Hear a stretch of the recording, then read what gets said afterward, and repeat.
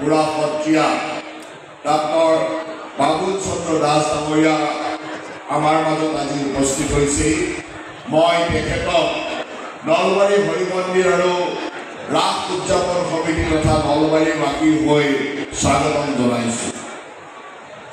আজি এই অনুষ্ঠানত আমাৰ মাজত আহি উপস্থিত হৈছে অসম সাহিত্য সভাৰ সন্মানীয় সাধাৰণ সম্পাদক শ্ৰদ্ধাৰ বৰা ডাঙৰীয়া।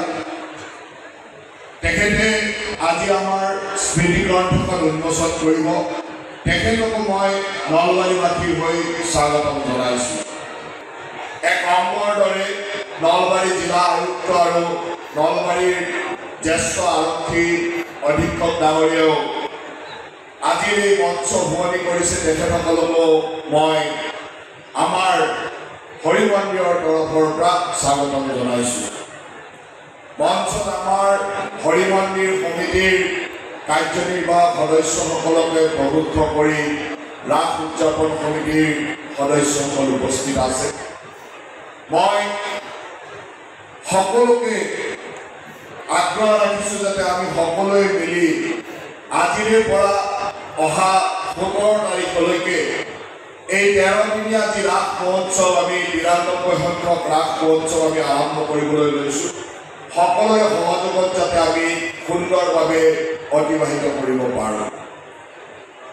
আজি এক বাণিজ্য সাংস্কৃতিক শোভাযাত্ৰাৰ মাজেৰে গৰ্ডন খেলপথাৰৰ পৰা ইয়ালৈ এক ধাৰ্মিক আৰু সাংস্কৃতিক পয়োভৰৰ মাজেৰে এটা সুন্দৰ শোভাযাত্ৰা কৰি আহি আমি ইয়াত উপস্থিত হৈছোঁ। আৰু আমাৰ ওচৰ ফিতা কাটি গেটৰ ফিতা কাটি আৰু প্ৰভু শ্ৰীকৃষ্ণৰ ওচৰত চাকি বন্তি জ্বলাই আমাৰ বুঢ়া সত্ৰীয়া ডাঙৰীয়াই এই ৰাস মহোৎসৱ উদযাপন কৰিলে। আৰু এই উদঘাটনৰ লগে লগে আজিৰে পৰা 13 দিন জুৰি অহা 17 তাৰিখলৈ আমাৰ এই হৰি মন্দিৰ প্ৰাংগণত ৰাস মহোৎসৱ হ'ব।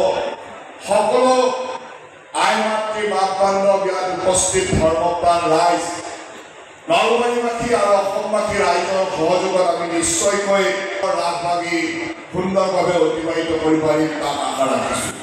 যিকোনো খবৰৰ বাবে যোগাযোগ কৰক 7099017330 লগতে 7099017110 নম্বৰত।